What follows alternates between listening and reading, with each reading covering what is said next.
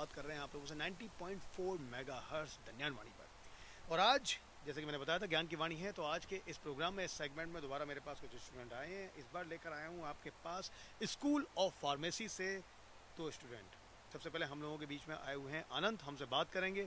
हम उनसे काफ़ी सारी चीज़ों के बारे में बात करेंगे, जानेंगे जो जनरल कंसेप्शंस हैं, मिसकंसेप्शंस हैं, दवाओं के बारे में, फार्मेसी के बारे में, दवाएं काम किस तरह से करती हैं, इस सब के बारे में उनसे बात होगी। और मैं बात करने वाला हूँ आनंद से। आनंद कैसे हो आप? Hi hi, how are you? I am fine.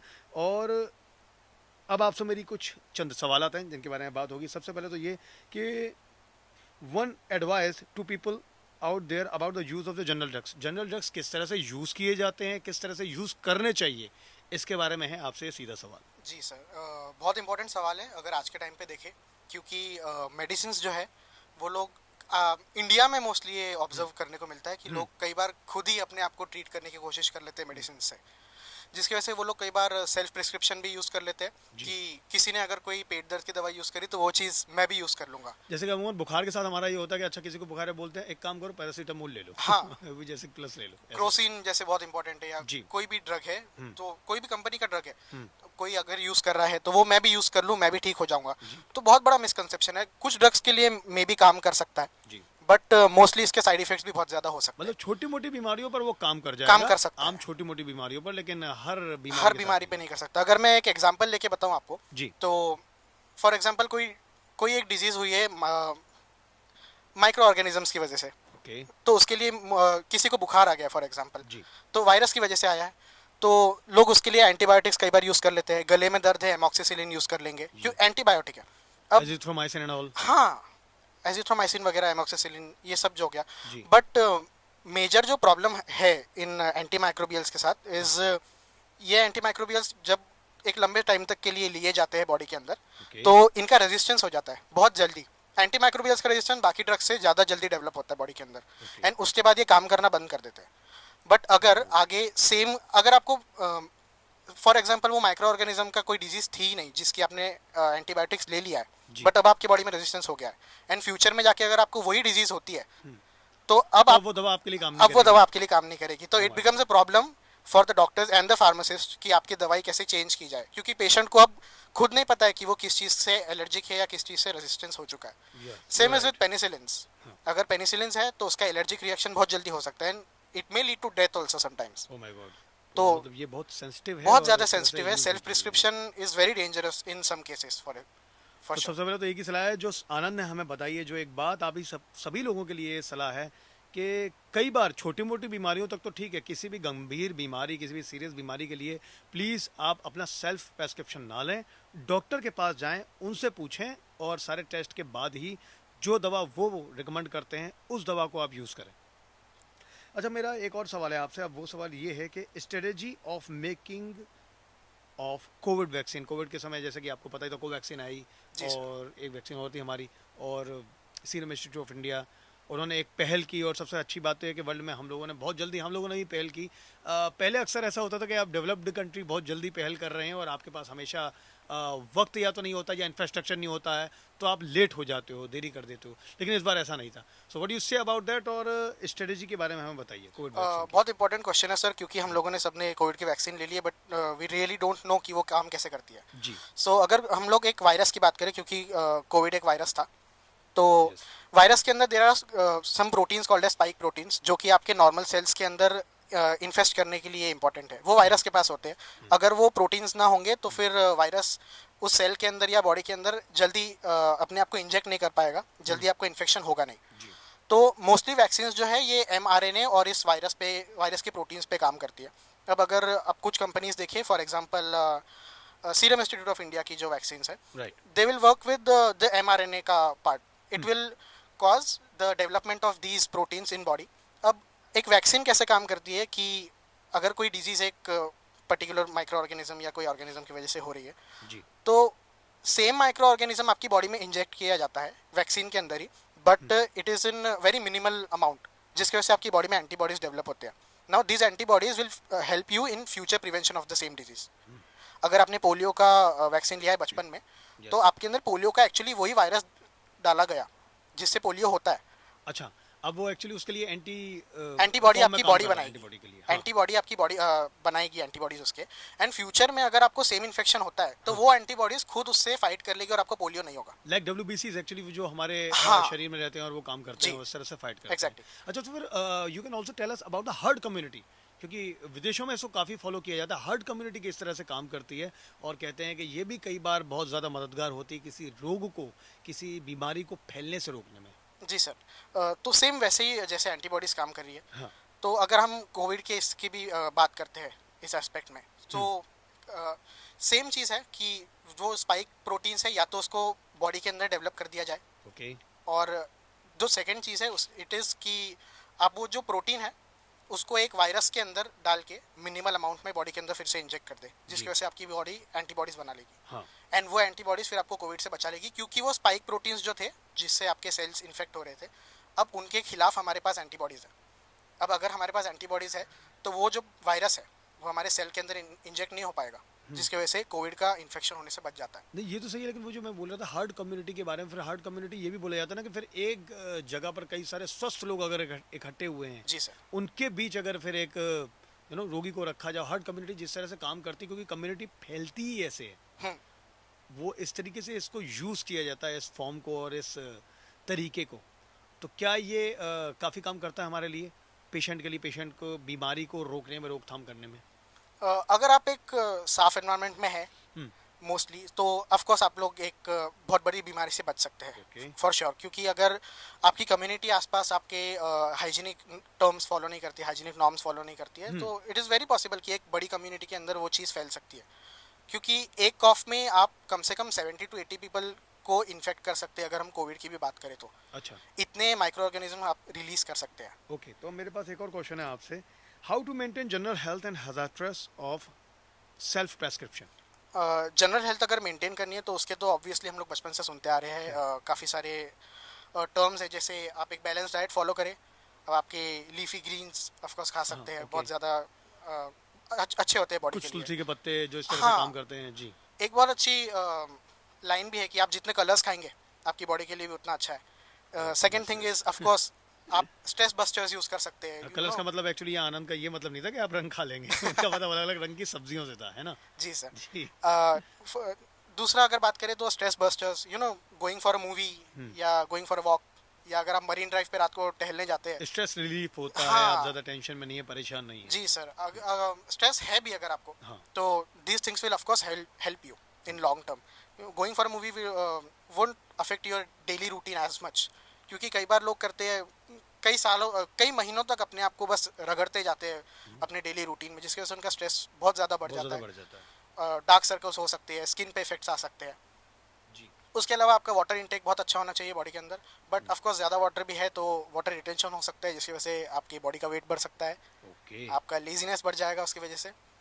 And self prescription की अगर बात करें, जैसे हम लोगों ने फर्स्ट क्वेश्चन में भी डिस्कस किया था, self prescription is very hazardous for your body, क्योंकि ऑफ कोर्स आप अगर कोई है इंसान जो एक मेडिकल फील्ड से नहीं है एंड अपने आप को प्रिस्क्राइब कर लेता है कोई मेडिकेशन से, तो जैसे हम लोगों ने बात करी एंटीबॉडी का रेजिस्टेंस है, हाँ। रेजिस्टेंस बढ़ जाएगा। उसके अलावा जैसे पेन किलर्स होते हैं, पेन किलर्स के साथ एक बहुत बड़ा साइड इफेक्ट है कि उनकी वजह से एसिडिटी बहुत ज़्यादा बढ़ जाती है, इसलिए अगर आपको एक पेन किलर दिया गया है तो उसके साथ एक एंटी एसिड दिया जाता है।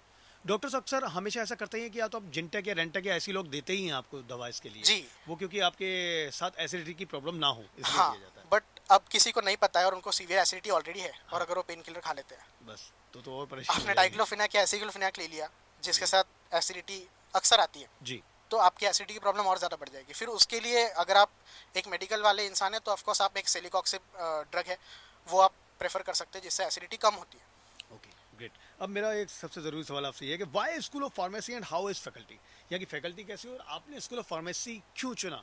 मतलब आपको फार्मेसी में आना था, ये बात सही है, आपने बी फार्मा, अभी आप कर रहे हैं बैचलर ऑफ फार्मेसी। जी सर। तो बी फार्मा किया, कुछ लोग बी फार्मा डी फार्मा करते हैं, इसका भी एक अंतर बताएं, लेकिन सबसे पहले कि why school of pharmacy and about the faculty.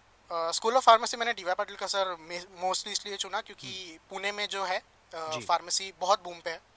जो डी वाई पाटिल का है फार्मेसी, जो डी वाई पाटिल ऑफकोर्स जो ब्रांड है वो बहुत रिनाउंड है।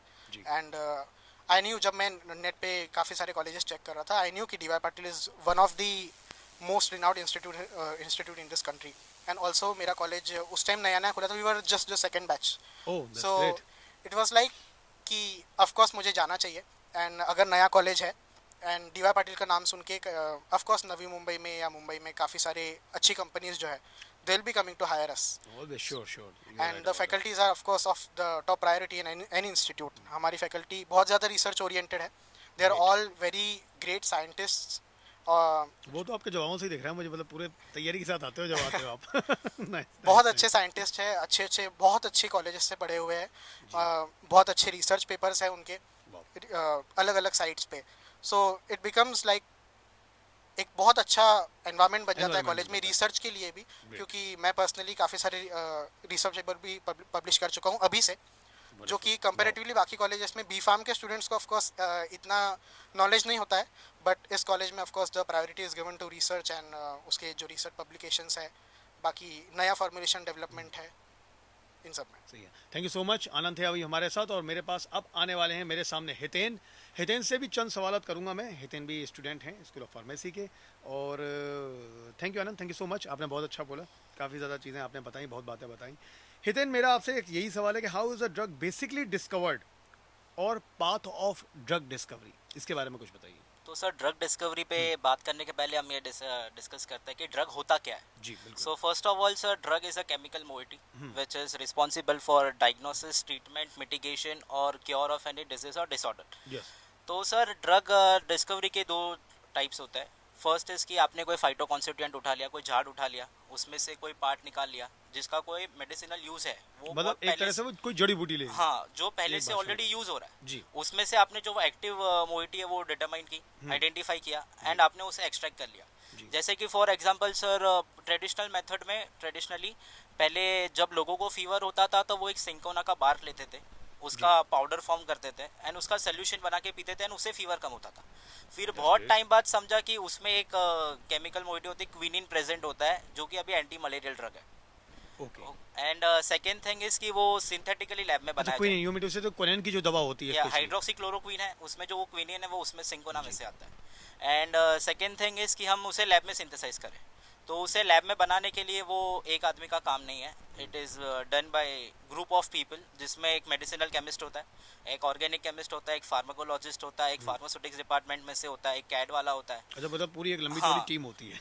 हाँ, तो उसमें दो चीज वे से अपन कर सकते हैं. जैसे कि फर्स्ट थिंग इज आपने सर्वे कर लिया, मार्केट में सर्वे कर लिया कि ये चीज़ के लिए कोई भी डिसऑर्डर है या कोई भी डिजीज़ है, उसके लिए ये ग्रुप ऑफ ड्रग्स काम कर रहे हैं. तो आपने वो उसके सर्वे में आपको समझेगा कि उसके साइड इफेक्ट्स क्या है, जी. उसका इफेक्ट कितना जल्दी आता है, ऑनसेट ऑफ एक्शन क्या है, ड्यूरेशन ऑफ एक्शन क्या है, कि कितना बेनिफिशियल है, कितना सेल हो रहा है. तो उसमें से जो सबसे टॉप प्रायोरिटी वाला ड्रग होता है उसे एग्जामिन करते हैं, उसका स्ट्रक्चर देखते हैं एंड फिर वो स्ट्रक्चर पे हम डिटरमाइन करते हैं कि उसके साइड इफेक्ट कैसे मास्क किए जाए. जी. फिर वो जो सर्वे का जो रिपोर्ट होता है वो कैड वाले के पास जाता है. कैड वाला is computer aided drug designing, जो एआई और कंप्यूटर की हेल्प से वो एक ड्रग का मॉलिक्यूल डिजाइन करता है. डिजाइन करता है. उसके साइड बाय साइड दो लोग और काम करते हैं. One is medicinal chemist. Medicinal chemist उसके फार्माकोकाइनेटिक पैरामीटर्स चेक करेगा, बायो मतलब एब्जॉर्प्शन कितना होगा, डिस्ट्रीब्यूशन कितना होगा, कि वो ब्लड में जाके वो कितने सेल्स तक पहुंच सकता है, कितने वक्त में काम हाँ, करेगा, कितने हाँ. डिल्यूशन लेगा, ये सारी चीजें. उसका मेटाबॉलिज्म कैसा होगा, कि वो बॉडी एलिमिनेशन कैसा होगा, उसका एक्सक्रीशन कैसे होगा, अगर वो लीवर के लिए टॉक्सिक नहीं है, किडनी के लिए टॉक्सिक नहीं है, वो सब वो इवेल्युएट करता है. और जो ऑर्गेनिक केमिस्ट होता है वो देखता है कि वो मॉलिक्यूल सिंथेसाइज कैसे किया जाए. अगर वो फीजिबल है, इकोनॉमिकल है, तो वो मॉलिक्यूल सिंथेसाइज होता है और उसके बाद वो फार्माकोलॉजिस्ट के पास आता है. ओके. फिर फार्माकोलॉजिस्ट उसके प्री क्लिनिकल ट्रायल्स करता है, क्लिनिकल ट्रायल्स करता है, देखता है कि वो ड्रग सेफ है, उसका जो भी पैरामीटर्स है उसमें वो फुलफिल हो रहा है. फिर वो फुलफिल होने के बाद वो बनता है एनसीई. एनसीई मतलब नोवल केमिकल एंटिटी या तो न्यू केमिकल एंटिटी. ओके. फिर उसका फॉर्मुलेशन बनता है. फॉर्मुलेशन प्रिपेयर होने के बाद उसका रेगुलेटरी होता है बाय एफडीए एंड एवरीथिंग. वो रेगुलेटरी होने के बाद उसे ड्रग कहते हैं. Oh great. मतलब हाँ. ये इतनी सारी लंबी चौड़ी जो हाँ. प्रोसेस है, मेडिकल टर्मिनोलॉजी की जो प्रोसेस है जो आपने अभी फिलहाल बताई थी हम लोगों को, क्योंकि हम लोग तो सिर्फ भाई अब कोई आता है ड्रग्स ले आने के लिए आता है, ड्रग्स के मेरा मतलब सिर्फ मेडिसिन से है. आप लोग एक्चुअली अन्यथा ना लें, गलत ना समझें.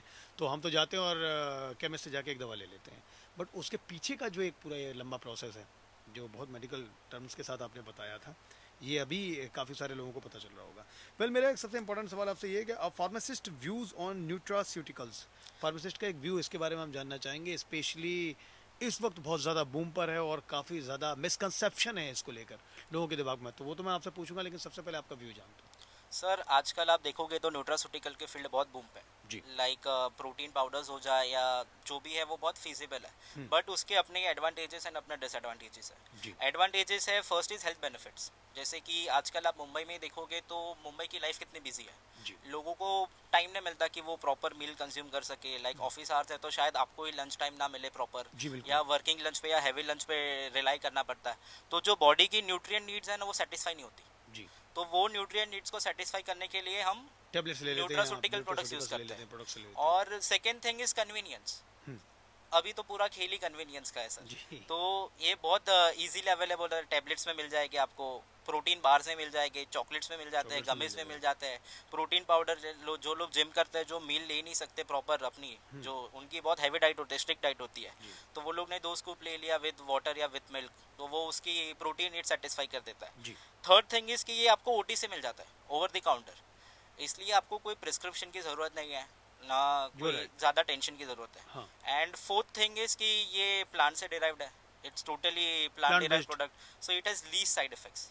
Talking about the cons of nutraceutical products, so first thing is lack of standardisation, इस पे इतने क्लिनिकल ट्रायल्स नहीं होते जितने दूसरे प्रोडक्ट्स पे होते हैं। तो थिंग इज कि इसका कंपोजिशन भी बहुत कॉम्प्लेक्स है, तो इट इज़ वेरी कभी कभी रिस्की हो जाता है, एंड प्रोडक्ट की यूनिफॉर्मिटी नहीं रहती।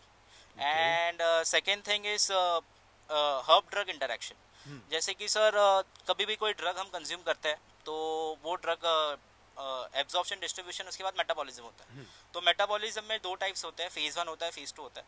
फेज 2 में बहुत सारे एंजाइम्स यूज होते हैं वो ड्रग को इनएक्टिव करने के लिए, ताकि वो बॉडी से बाहर निकल जाए जी। और टॉक्सिसिटी ना करे। तो सर जो ये हर्ब्स होता है ना, बहुत बार कुछ जैसे कि कोई कोमॉर्बिडिटी वाला है जो रेगुलर मेडिकेशन में, हाइपरटेंशन है, किसी को डायबिटीज़ है, तो उनको रोज़ दवाइयाँ लेनी पड़ती है। जी बिल्कुल। और अगर वो कोई ऐसा प्रोडक्ट कंज्यूम कर रहा है जो कुछ एंजाइम है, जैसे कि फॉर एग्जांपल साइटोक्रोम CYP 450 है कुछ है, अगर उसने उसको इनहिबिट कर दिया कि वो रिलीज ही नहीं हो रहा है, तो ये ड्रग की रेसिडेंस बॉडी में बढ़ जाएगा, वो ज़्यादा टाइम के लिए बॉडी में रहेगा, एंड उसकी वजह से उसकी टॉक्सिसिटी बढ़ जाती है। अच्छा, मेरे पास एक और सवाल है। अब कई सारे लोग जो अपनी बॉडी बिल्डिंग करते हैं या जिम में जाते हैं, और आज की यंग जनरेशन के लिए है, तो वो सबसे पहले एक ये जो हमारे सामने एक मिसकंसेप्शन है कि अब एक तो ये है कि इंस्टेंट बॉडी बनानी है, जल्दी बॉडी बनानी है। हम लोग सेलिब्रिटी को फॉलो तो करते हैं, बट ये नहीं देखते कि उनकी डाइट कैसी है, उनके प्रोडक्ट्स क्या हैं, उनको वक्त कितना मिलता है। हमको तो लगता है कि मतलब ये है कि एक महीने बॉडी बना लो। तो कई बार आपने ऐसी घटनाएं सुनी होंगी कि किसी के कूल्हे की हड्डी गल गई थी,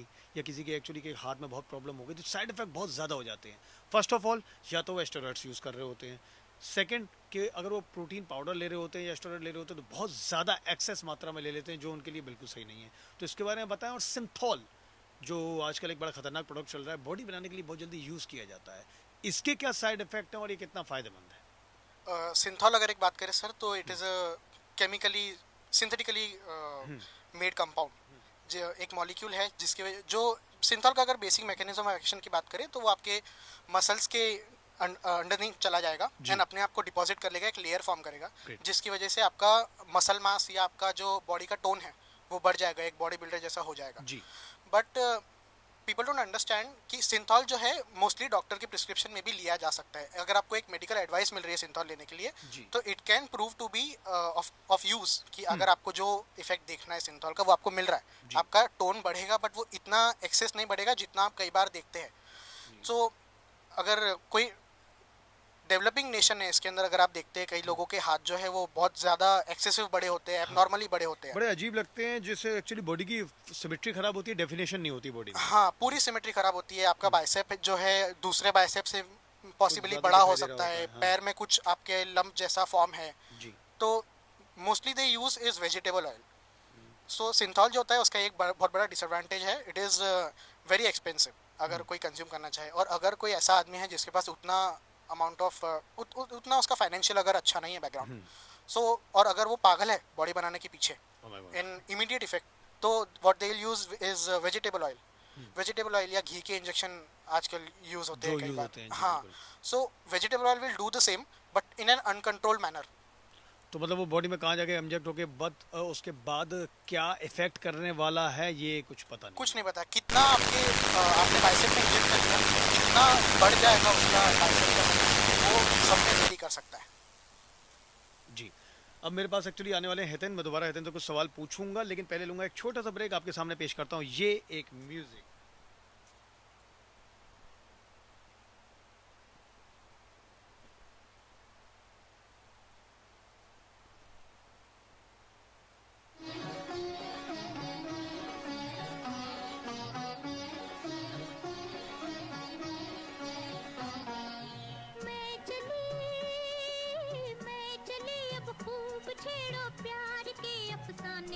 कुछ मौसम है दीवाना, कुछ तुम भी हो दीवाने। मैं चली अब खूब छेड़ो प्यार के अफसाने, कुछ मौसम है दीवाना, कुछ तुम भी हो दीवाने। जरा सुनना जाने तमन्ना, ओ जरा सुनना जाने तमन्ना, इतना तो सोचिए मौसम सुहाना क्या कहेगा। ओ छोड़ दो आंचल जमाना क्या कहेगा। हा इन अदाओं का जमाना भी है दीवाना, दीवाना क्या कहेगा। हा छोड़ दो आंचल जमाना क्या कहेगा।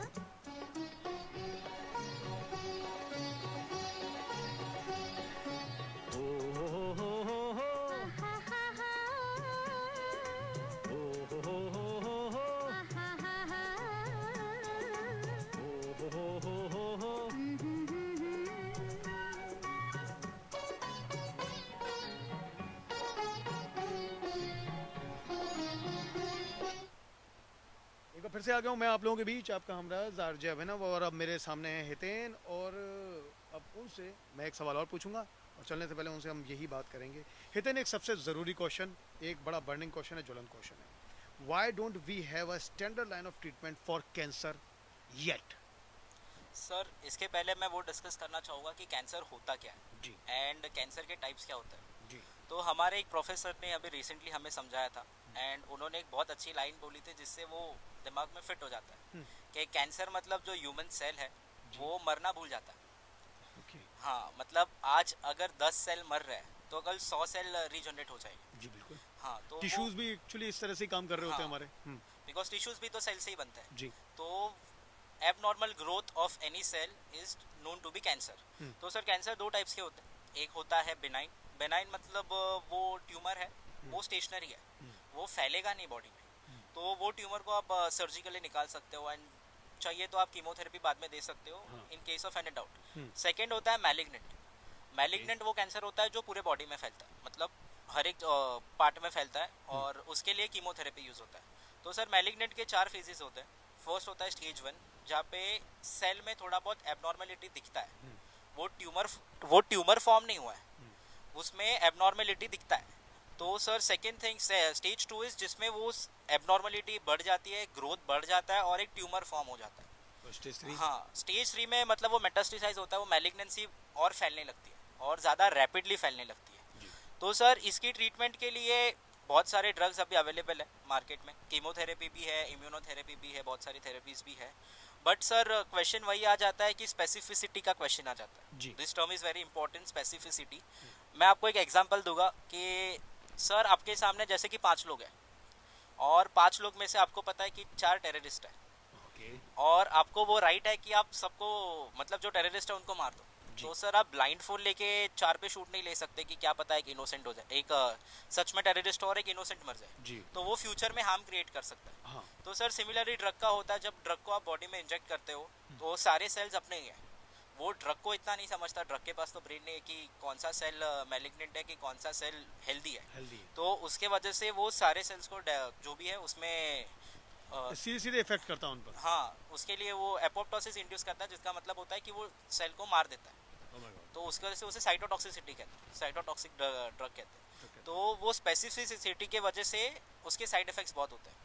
और सर वो जो भी कैंसर के ड्रग्स मार्केट में अवेलेबल है उन्होंने वैसे ही टाइप से बनाया जाता है कि जो भी रैपिडली डिवाइडिंग सेल्स हो उनको वो मारे। उसके लिए सबसे बड़ा प्रोमिनेंट साइड इफेक्ट्स होता है उसका हेयर लॉस, क्योंकि आज आपने बाल काटे, एक हफ्ते बाद बाल बड़े हो जाते हैं जी। तो इसलिए उसका सबसे बड़ा साइड इफेक्ट्स वही होता है. But with the help of AI and gene therapy, molecular biology, near future में we can expect a treatment for cancer, proper standard treatment for cancer. That's good. I hope कि ऐसा कुछ हो जाए और जल्दी जिस तरह से रिसर्च चल रही है हम लोगों को ये सारी दवाएं मिल जाएं और सारे ट्रीटमेंट मिल जाएं. हितेन, अब आपसे सिर्फ एक लास्ट क्वेश्चन है. लास्ट सवाल वो ये है कि यहाँ के डी.वाई. पाटिल यूनिवर्सिटी के इंफ्रास्ट्रक्चर के बारे में कुछ बात बताइए और आपका एक्सपीरियंस कैसा रहा. सर डीवाई तो बहुत फेमस है इंफ्रास्ट्रक्चर्स एंड फैसिलिटीज़ के लिए. लाइक हमें जो अब तक जो फैसिलिटीज़ मिली है वो सबसे अटमोस्ट है, सबसे बेस्ट है. Great. हमें जो फैकल्टीज़ मिली है वो बहुत एक्सपीरियंस्ड है. उन्होंने हमें मेंटोर किया है. लाइक हमारे कॉलेज में तो एक 3 टायर मेंटोर सिस्टम भी होता है जिसमें स्टूडेंट्स, सीनियर स्टूडेंट्स मेंटोर करता है, कॉलेज के प्रोफेसर्स मेंटोर करता है, और हमें हर एक फार्मेसियल इंडस्ट्री से भी एक मेंटोर दिया जो हमें उनका प्रैक्टिकल नॉलेज शेयर करते हैं और हमें गाइड करते हैं. मतलब फ्यूचर के लिए आपकी तैयारी पहले ही हो जाती है. हाँ, तो अभी तक का ओवरऑल एक्सपीरियंस एंड जो भी सब मिला है वो बहुत अच्छा मिला है फिलहाल तो डिवाइस. That's great. मेरे पास थे, मेरे साथ थे इस वक्त हितेन और साथ में आनंद. इनकी पूरी टीम आई है यहाँ पर आज और बहुत ज़्यादा बातें हमने कर ली, बहुत ज़्यादा बातें हमने जानी, कैंसर के ट्रीटमेंट के बारे में बातें जानी और हमने ड्रग्स के ओवर इफेक्ट के बारे में जान लिया, साइड इफेक्ट के बारे में बात कर ली है और बहुत सारी ऐसी बातें हैं जिसके बारे में हमारे दिमाग में बहुत सारे मिसकंसेप्शंस थे. वो मिसकंसेप्शंस अब इस वक्त आकर क्लियर हुए हैं. आप लोगों के साथ बना रहूँगा मैं धन्यान वाणी पर 90.4 मेगाहर्ट्ज़ पर और आज दोबारा 2 से 3 बजे के बीच हम लोगों को ज़रूर सुनिएगा. आ रहे हैं स्कूल ऑफ नर्सिंग के student. Thank you so much.